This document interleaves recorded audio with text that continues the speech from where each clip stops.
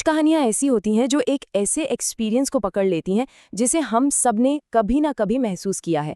और high school की दुनिया, वो तो एक ऐसी ही कहानी है। तो चलिए आज फिल्म अमेरिकन सोफोमोर को थोड़ा करीब से देखते हैं और समझते हैं कि ये बड़े होने के इस उलझे हुए सफर को आखिर कैसे दिखाती है। जरा एक पल के लिए सोचिए अपने हाई स्कूल के दिनों के बारे में। वो कुछ अनकहे से नियम, वो सामाजिक कोड्स जिनके बारे में सब जानते थे पर कोई खुलकर बात नहीं करता था। ये फिल्म हमें बिल्कुल उसी दुनिया में वापस खींच ले जाती है। तो ठीक है, फिल्म की शुरुआत ही होती है हाई स्कूल के एक बहुत ही सख्त सोशल स्ट्रक्चर से। ये एक ऐसी दुनिया है जहां परंपरा और सब जैसा कर रहे हैं वैसा ही करना सबसे जरूरी है। यहाँ हर किसी की एक तय जगह है और उस जगह से बाहर निकलना, हाँ, वो बिल्कुल भी आसान नहीं है। इन नियमों में जो बात सबसे दिलचस्प है वो ये है कि ये कैसे एक ही तरह के बर्ताव का एक साइकिल बनाए रखते हैं। फिल्म में ये दिखाया गया है कि सोफोमोर लड़के कभी सोफोमोर लड़कियों के साथ नहीं जाते और सारे मजे तो सीनियर्स के लिए रिजर्व्ड हैं।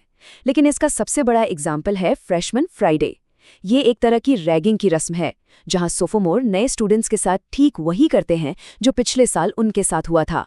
कोई सवाल नहीं, बस जो चला आ रहा है उसे निभाते जाना है।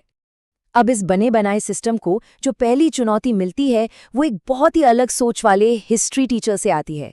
वो इन स्टूडेंट्स को एक बिल्कुल नया नजरिया देते हैं, एक ऐसी सोच जो हाई स्कूल के इन छोटे मोटे नियमों से कहीं ज्यादा बड़ी है।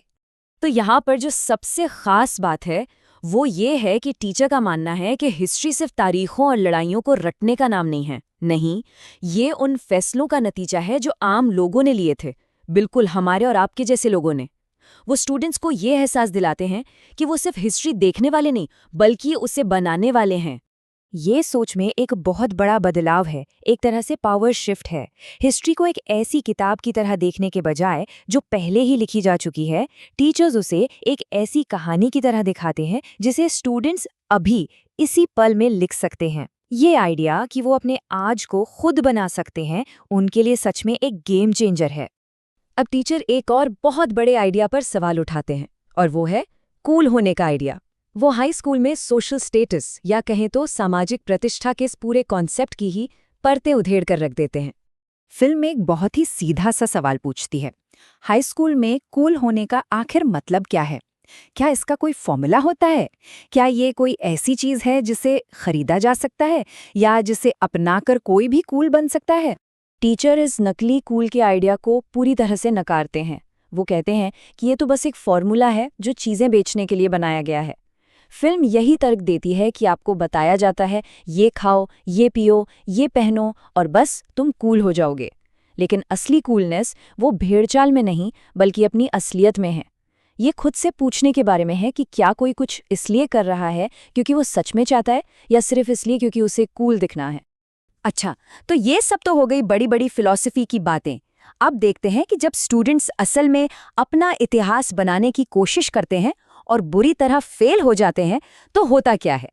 ये प्रैंक जो अपनी ताकत दिखाने की एक बचकानी कोशिश थी पूरी तरह से उल्टा पड़ जाता है।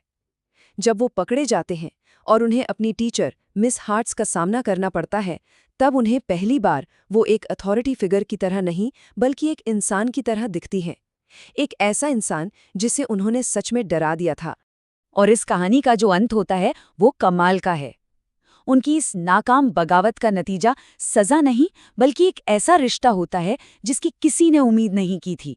लायनल, जिसे पहले मैथ से नफरत थी, अब उसे सीखने के लिए एक्स्ट्रा टाइम दे रहा है। ये उसके किरदार के लिए एक बहुत बड़ा टर्निंग पॉइंट है। तो आखिर में हम कहाँ पहुँचते हैं? हम देखते हैं कि कैसे ये सारे किरदार इन सब सीखों को अपनी जिंदगी में उतार रहे हैं और अब एक्टिवली अपनी पहचान बना रहे हैं। अब वो सिर्फ नियमों पर रिएक्ट नहीं कर रहे हैं बल्कि वो अपनी खुद की वैल्यूज बना रहे हैं।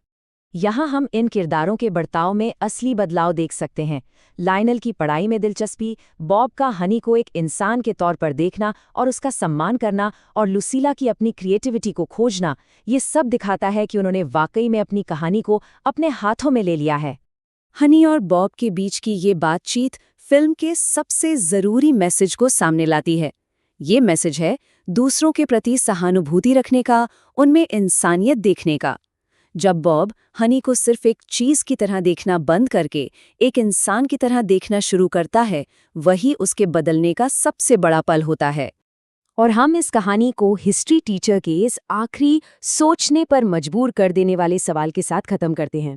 ये फिल्म सिर्फ हाई स्कूल के बारे में नहीं है। ये अपनी ताकत को पहचानने, अपना रास्ता खुद बनाने और ये तय करने के बारे में है कि दुनिया में क्या बदलाव लाना है।